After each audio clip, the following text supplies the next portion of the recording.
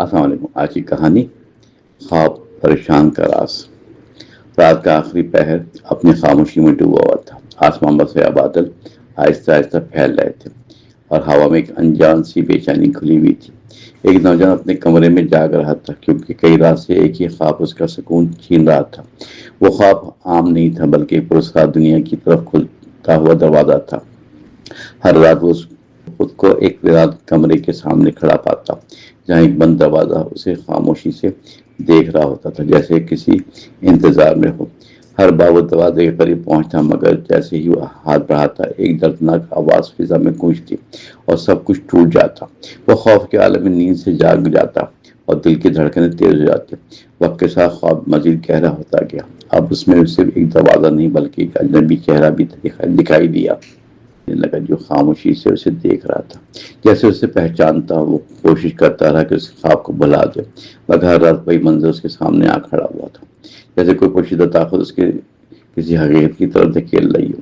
ایک دن پرانے سامان میں ایک گرد آلود ڈائری ملی جس کے صفحات وقت کے ساتھ زرد ہو چکے تھے۔ اس نے جیسی ڈائری کھولی اس کے ہاتھ کانپنے لگے کیونکہ اندر وہی منظر بنا ہوا تھا جو وہ خواب میں دیکھتا تھا۔ وہی بند دروازہ، وہی ویران عمارت اور وہی پرسرار نشان جو اس کے ذہن میں بار بار آ رہے تھے، جیسے یہ سب پہلے سے لکھا جا چکا تھا۔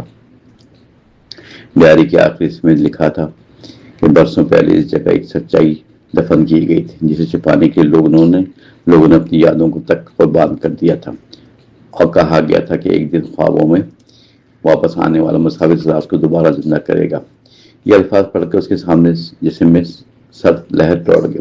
اب اسے سمجھ میں آنے لگا کہ یہ خواب اس کا نہیں بلکہ کسی ادھوری داستان کی پکار ہے جو اسے اپنی طرف بلا رہا ہے۔ اگلی رات خواب پہلے سے زیادہ واضح تھا۔